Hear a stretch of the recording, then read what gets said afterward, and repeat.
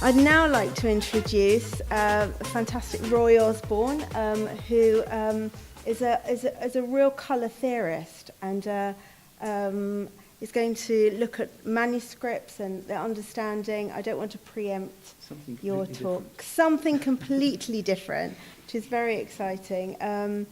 Roy very kindly brought a copy of his book, which I will show you in a minute, which I'm very excited to read as well. So, again, I don't know another phrase than without further ado, but that's what it is. Big clap for you. Thank you very, very much. Okay, so the first two printed books on colour. The Blazon of All Arms and Shields, written about 1420 and printed in 1495. And the Blazon of Colours in Arms, Liveries and Devices. They're both credited to an author called the Sicily Herald, otherwise known as Jean Courtois. I eventually realised that the second book, which is an edited extension of the first book, was by Gilles Corrozet. Sorry, that's so small. I was hoping for bigger screens. Gilles Corrozet, grandson of Pierre Le Brodeur, who published it in Paris in 1527, when Gilles was 17. The clue is given in the first letter of each line of the acrostic poem that ends the text. In translation, it's, let's consider the blazon of colours, in which there is deep significance. Let's remember all joys, sorrows, revere God, in whom I have my trust. Forget fallacy, therefore, incredibility. One must take his colours, God-given colours, that are most beautiful, and consign the ugliest to oblivion, striving to reach the eternal abodes. The Sicily Herald's first reference to Aristotle is where he credits him and his former pupil, Alexander the Great, with the invention of symbols on shields and banners. It's certainly known that in ancient Greek, soldiers painted their victories on their shields. Only the new recruits would have had blank shields. Hollywood, take note. Among other Corrozet's older sources are Aristotle, inevitably, on generation and decay, and on sense and sensibilia, and Bartholomaeus, plus Pliny the Elder, and Isidore of Seville, which are two of Bartholomaeus' 100 sources. Specifically, Corrozet used Jean Corbichon's French translation of Bartholomaeus in 1372, made 24 years before John Trevisa's English translation.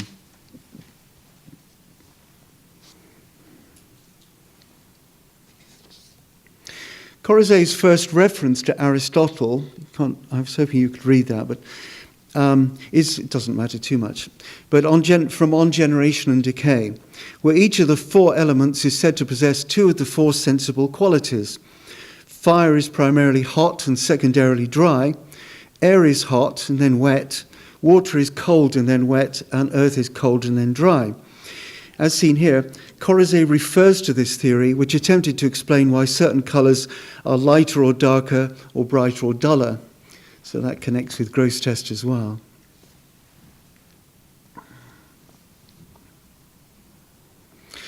At the end of this section, he repeats the 7-colour scale attributed to Aristotle On Sense and Sensibilia. In Bartholomaeus' translation, the Latin scale is given as albus, glaucus, citrinus, rubeus, purpureus, veride, and niger for black. In Corbichon's French translation, the sequence is blanc, pâle, jaune, rouge, vert, pourpre, and noir. A key difference is pâle, meaning pallid, and described by Corrozet as pale, dull red, close to white, whereas the usual translation of glaucus is blue-grey, or even glossy grey.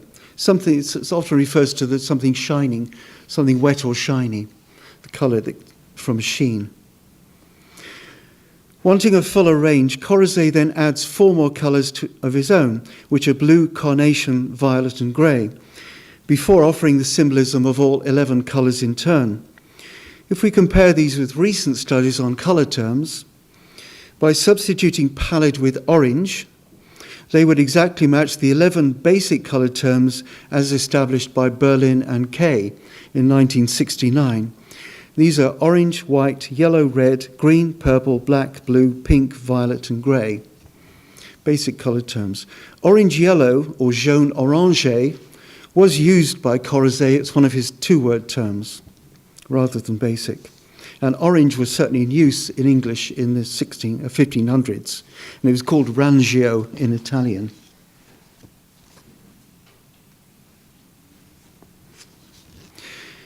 No doubt owing to Aristotle's authority, almost all pre-Renaissance colour circles seem to run from dark to light, such as that given by Marsilio Ficino here in 1479, and starting with the darkest black, then dusky black, dark yellow, blue, green, blue-grey, again is glaucous, then deep red, bright red, saffron yellow, then white or albus, then translucent or pure white, sometimes called candidus.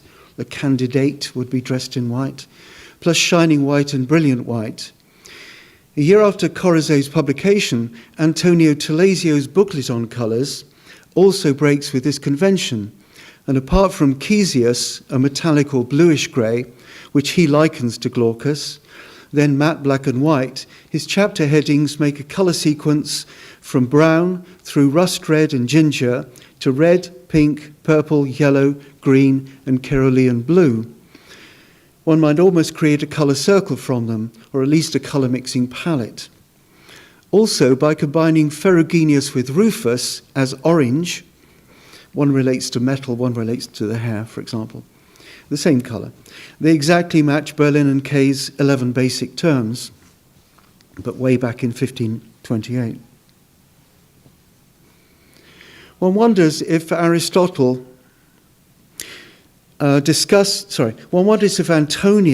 discussed colour groups with his nephew, Bernardino Telesio, whom he tutored and who was later censured for his rejection of Aristotelian theory, Aristotelian dogma, really. Bernardino's book on natural philosophy was published in 1565 and was probably the first empirical scientific book since antiquity. The Catholic Church soon banned it and added it to its index of prohibited books, but the English philosopher Francis Bacon realised its value and called Bernardino the first of modern men. In augmenting the Sicily Herald's descriptions of the seven heraldic colours, Corozet gives 9 reasons why the fleur-de-lis on the French royal shield were of gold. The third and the fifth of which, here, are on gold's weight and malleability, refer to parts of Bartholomeus' book 16 on metals.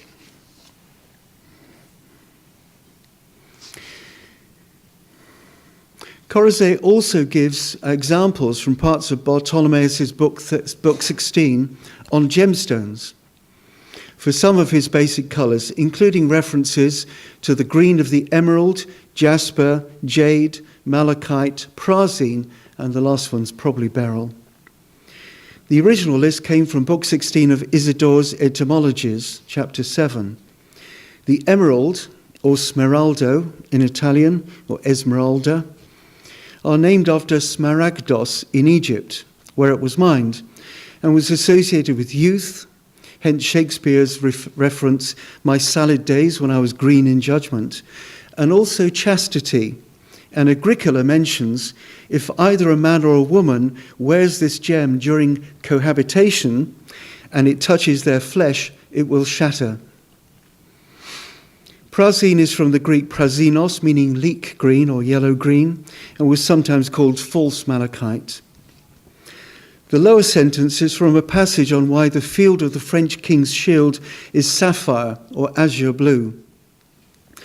This is from Bartholomeus' book 7 on diseases and refers to the evil malady called nolle me tangere, meaning don't touch me, and referring to the king's evil or scrofula, a swelling caused by TB. In the 8th centuries, between the reigns of Philip I and Charles X, it was falsely believed that the king's touch could cure the illness. I think Charles II was the last English king to do it. Again, sorry that's a bit small. Probably the most influential colour poem of the century was that published by Fulvio Pellegrino Morato in 1535. His book starts with a 14-line sonnet in the style of Petrarch. 4 lines, and 6 lines, 2 quatrains and a sestet. It's followed by 14 chapters of different lengths, justifying each of his meanings. Whereas green is usually associated with hope, Morato proposes the opposite. And among his many reasons, quite a long chapter, he refers to Petrarch, saying that his hope had reached the green. In his sonnet, already the amorous star was blazing, declaring himself to be beyond all hope, and that the things he once hoped for to have come to nothing, reaching the green. It was an Italian saying as well. So the amorous star was Venus, he refers to, also the goddess associated with green and chaste love, hence the emerald as well. Red is usually associated with charity and also courage, but in his second line, Morato again states the opposite and condemns soldiers who, for example, wear red to help them overcome their cowardice. And so on throughout the series of the 14 colours, which include black, which Morato detested, and mottled or miscio, meaning confused and confounded. An important thing about Masaccio's justifications is that most of them are taken from over 50 classical sources, including Aristotle, Cicero, Virgil, Horace, and Ovid, as well as Dante and Boccaccio. In other words, his aim was to give his Renaissance generation a new guide to colour symbolism, based on ancient models that were superior to those of his own time, just as Roman literature, sculpture, and architecture was considered superior. Corrazet's book seems to be the only published record we have of contemporary colour symbolism, just a 10,000-word section to his book. It seems to be all that survived. But about which I wrote, as a rule, the more stable and cohesive the society, the more consistent is the agreement between colours and meanings. Hence, the less the need to write them down. Why record what everyone knows? On the other hand, it's often in contact with another society with different associations that comparisons are made. So it was with Morato, who found that not only that the meanings of colours in ancient literature differed from many of those of his own time, but owing to an upsurge in reverence for Italy's classical past, they also seem to possess greater authority.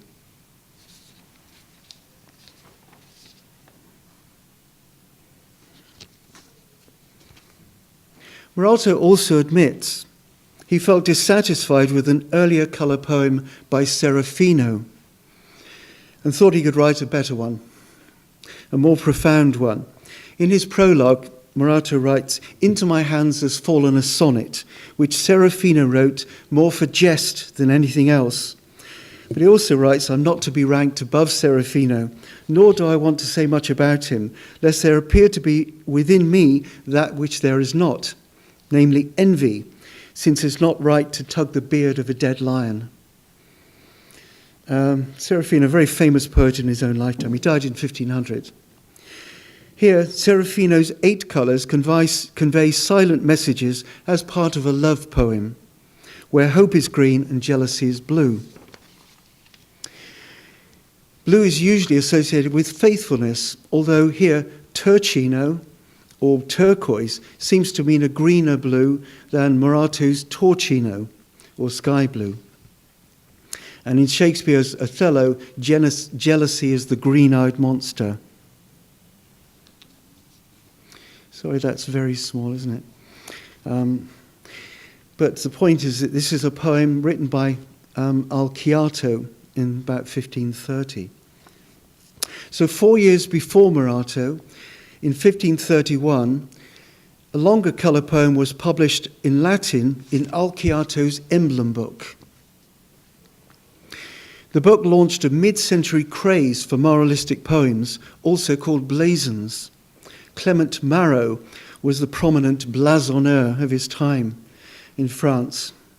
And Alciato became a bestseller, going into 150 publications compared to Morato's 30. This extract follows lines about the dyeing of cloth, and it's important to remember that these colour poems relate to the colouring of clothing, appropriate to one's virtues or desires. Virtue was a key word in Christianity. It's what everybody aspired to, their virtues, what was admired in people. It meant merit, valour, courage, power, goodness, talent, gallantry, or morality. Colours were God-given and meaningful, and not decorative in the way we think of them now. Colours also defined social classes. Only the highest nobles could wear gold on their shields or wear golden spurs. Even in the 1500s, sumptuary laws could forbid poorer people from wearing certain colours. Henry VIII made several, most often red, purple, and ermine. Turning lastly to Lemazzo, whose 700-page treatise on painting preserves an invaluable record of what Renaissance artists needed to know. It was written after its author, an accomplished painter, went blind at the age of 32. And in fact, the next great art compendium was also written by an artist who went blind. It's called Gérard de Loresse in 1711. So their loss was our gain. As soon as I restarted reading Lemazzo's chapters on colour 3 years ago, I immediately realised that much of his material came from Corrozet or Corrozet or Morato. I then realised that Lemazzo's references to Corrozet were from its Italian translation, published in 1565 as a treatise on colours in arms by Giuseppe Donde dal Orologio.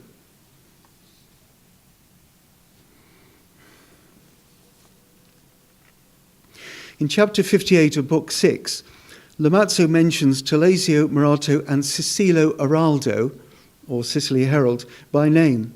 Alciato is also listed in his index. Book 3, Chapter 3, as shown here, starts with an acceptable definition of colour taken from Aristotle, which I may be just about to read. It's quite a good definition.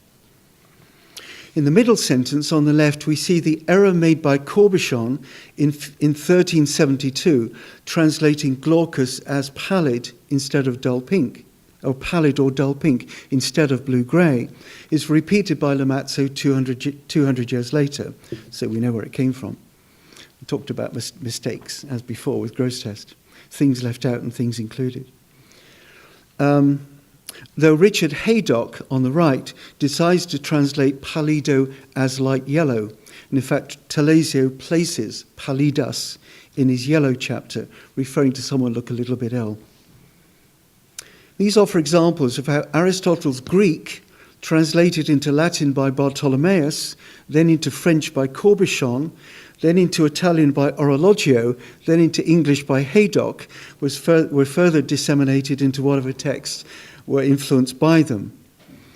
In the last sentence, Lemazzo includes parts of the Italian translation of Corrozet on the four elements and the four qualities, originally from Aristotle again. What's strange is that Lemazzo includes them at all, as every painter soon learns that pigment colours are not derived from black and white. Maybe that cube proves me wrong then. Maybe they do. Elsewhere, his advice is much more practical. In books 3 and 6, Lemazzo stresses that artists need to acquire knowledge of these colours, from which one gains judgment in deploying them appropriately in clothes to kings, priests, and eminent people. He could also have added colours given to saints. I think he does elsewhere in his book, very long book. So he could have added saints. I mean, St. Martin wears red, for example, typically. He was the Christian version of Mars, associated with red, whose festival Martinalia, Martin Mass, was November the 11th, a day on which red poppies are still worn. So ancient traditions continue, oddly. Importantly, this shows us that these small books on colour symbolism were read by artists, but by very few art historians. They've never heard of them. Even John Gage had very little to say about them.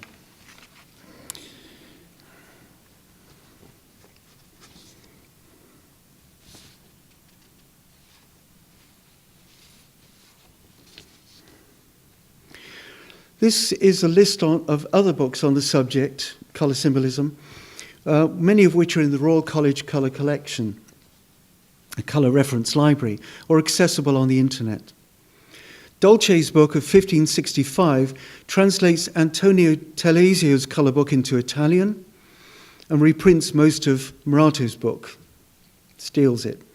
Dolce was a close friend of Titian, who quite probably read it, almost undoubtedly. Occulti's book, like Lamazzo's, was influenced by Corrozet and Murato and starts with a 40-line poem followed by 20 chapters just explaining each colour. Rinaldi reworks Murato's sonnet but changes the colour sequence before explaining each one in turn. Antonio Carli's anthology includes poems by Murato, Occulti and Rinaldi, and after its publication in 1595, no other books wholly on colour symbolism appear again until 1837, until Portal's historical survey almost 250 years later. So why the silence? What happened in European culture? Something was lost and something was gained. What we seem to witness after 1600 is the end of a centuries-old belief that colour was something infused by God with supernatural or magical power, as when in Genesis chapter 1, he provided every green herb for animals to eat.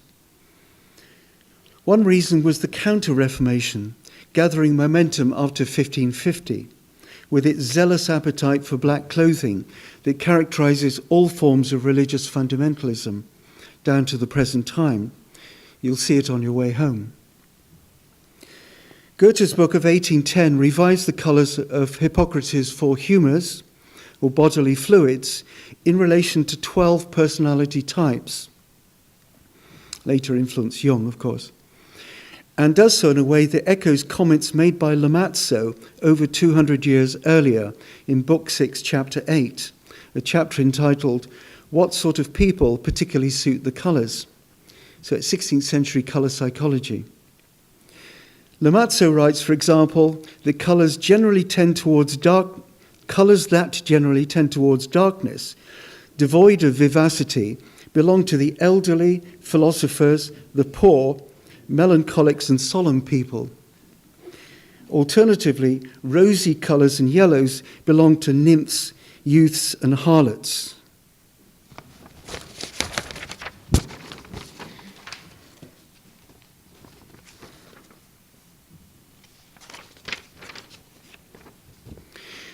Despite our interest in ancient sources of knowledge, we also need to realize what an impediment they became to new learning. When Thomas Aquinas, a contemporary of Bartholomaeus, integrated Aristotle into Catholic Church doctrine, it impeded scientific research for the next 400 years. After visiting Oxford University in 1588, Giordano Bruno wrote, "Masters and bachelors who do not follow Aristotle faithfully are fined 5 shillings for each offence." In those days, PC meant philosophical correctness. Partly for supporting Copernicus' theory of the solar system, Bruno was burnt as a heretic in 1600, by which time, for the sake of upholding Catholic dogma, almost all scientific progress in Italy had either been suppressed or had become extinct. Thankfully, and despite the 30 Years' War, the Reformation, or should we call it Refexit, wasn't crushed entirely, and empirical or experimental science was allowed to advance, mostly in Protestant Northern Europe, where natural philosophers were no longer forced to explain their observations with false and outdated assumptions. Scientific truth was what distinguished the Baroque from the Renaissance. In design, the infinite ellipse replaced the finite circle, thanks to Kepler. Had the Catholics won, modern science may never have happened, bearing in mind that the Index of Prohibited Books wasn't abolished until 1966. Simone de Beauvoir was one of the last people to be added. Chemistry and biology were still undeveloped, so that the flowering of science was led by optics, and especially the study of the rainbow. The celestial sign, originally sent by God to Noah after the flood in Genesis chapter 9, now became something to be analysed and measured with lenses, prisms, and protractors. Piccolomini was mentioned by Lamazzo in 1584. Talesio's pamphlet on the origin of colour offered a not entirely inaccurate of the explanation of the rainbow in place of Aristotle's mistaken theory in meteorology. Later books that examine the subject include those listed here by de Dominis, Descartes, Marquis, Curo de la Chambre, Grimaldi, Line, and Newton. And according to Newton, de Dominis was the first to deduce that light entering a raindrop undergoes two refractions and a reflection. Others credit this to Descartes. De Dominis was to die in a Roman prison. He spent quite a while in England and with the Protestants, and went back and died in a Roman prison in 1624, whereas Newton's book on optics, inspired by Boyle and Grimaldi, and mostly written 30 years before it was published, rendered virtually obsolete almost all previous suppositions on the generation of the rainbow, including those of Aristotle and his translator Bartholomeus.